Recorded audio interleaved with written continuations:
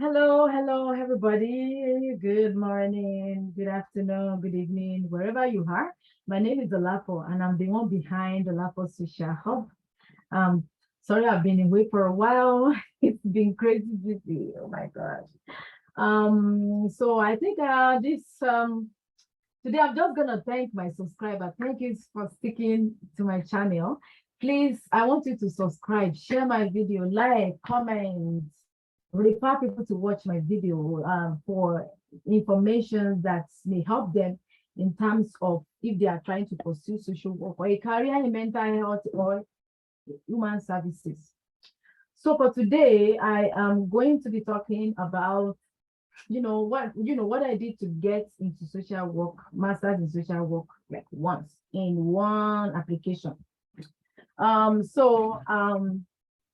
think when it comes to doing your master's in social work or any graduate at home, it's competitive. So it means you may have to apply more than once, and you may apply once and get in.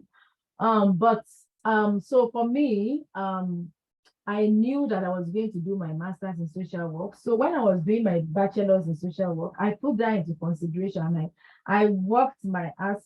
I didn't get good grades, so, but I think I got quite not my grades are not bad, because when I did my bachelor's in social work, I was like working full time. Like I was working, this girl was working full time hours, if no more than full time. I was like working.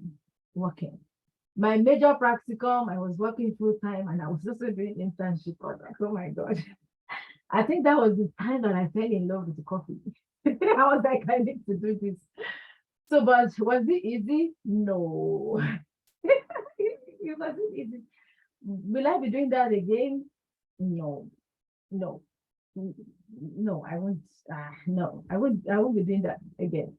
So anyway, so I knew that I was going to do my master. So this is what I did. The first step I did is to researching schools.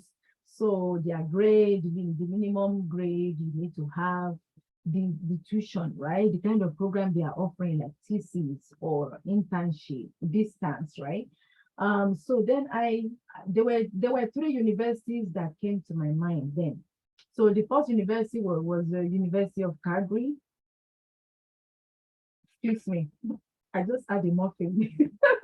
Okay, the first university that came to my mind was University of Calgary, because they offer distance masters, which is practicum option. I know that in the next 2 years, because the masters I'm doing is about 18 months, which is a year and a half. I know that I don't want to move. There's no way we are moving. Um, I'm not moving. So that's really rule out that three universities that I want to do. So I had Dalhousie, I had University of Calgary, as well as Wilfrid Laurier University. And the only So I know a lot of people that went to Wilfrid Laurier University, which enabled me to be able to ask them questions. I don't really know a lot of people who attended U of C or Dalhousie. So yeah, so I didn't so I then decided to go with Wilfrid Laurier University after consulting with a classmate that did a master's there. We chatted on Facebook for a while. So as a matter of fact, a lot of people discouraged me from applying right away, because I applied like 6 months after I finished, 6 months after I finished my bachelor's. And then I started the program just almost a year, like 11 months or so, after finishing my bachelor's. So I only have 11 months of social work practice before I actually started my master's program. So when a couple people tell me that the person told me that my chances of getting him is slim, because a lot of people they don't get into their masters in their first try. So me, I just told myself that I'm still going to apply anyway, because if I don't get in, I will try again, right? So there's no harm in trying. The worst comes to worst, the $150, it has gone, which is okay. So anyways, and then the next thing I did is to book an appointment with an advisor. I remember chatting. There's this chats stuff on Wilfrid Laurier website where you can chat with the advisor. I also remember talking to some of the advisor over the phone. So when I chatted with somebody, when I chatted with one of the advisor, what they told me is that yes, I'm eligible to apply because I have good grade. And then I also have a research. I've done two undergraduate. I've done at least one undergraduate research course. And what else? What else did they say? Volunteering as well as work experience, which I've had.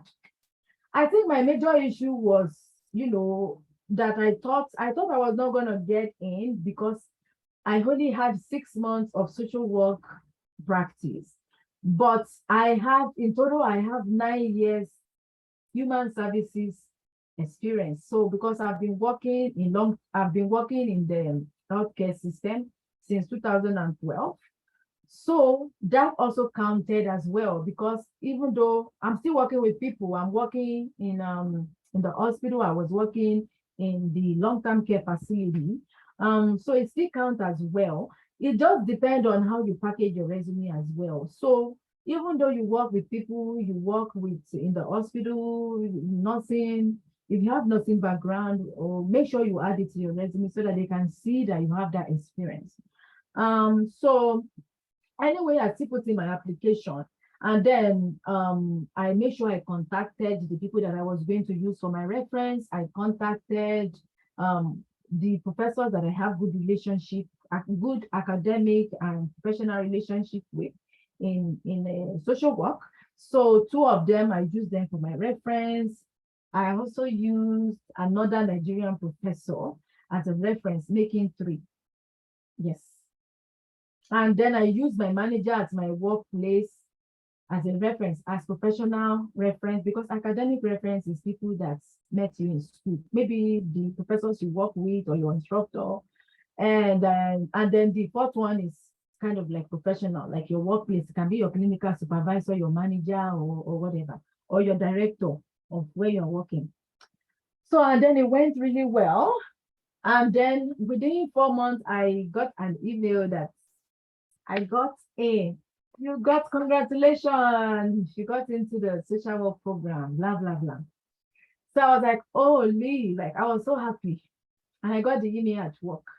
So I can't even focus that day. I was just like, so sad. Because I didn't know, I wasn't so worried about it because, I was just kind of chill. I've already told myself that if I don't get in, I will apply to the same school the following year, which is okay. Like, it's not like I'm going to be at home. I'm still going to be working. The only difference is that I'm not starting my master's, which is okay. So, I applied this year. I applied this year, and then I got answer the same year, 4 months apart. And then I started the program. No, I got accepted the following year, early January of the following year. And then I started the program May of the same year that I got accepted. So when I got the email, so it was now asking me that, you have so date to accept the offer or decline.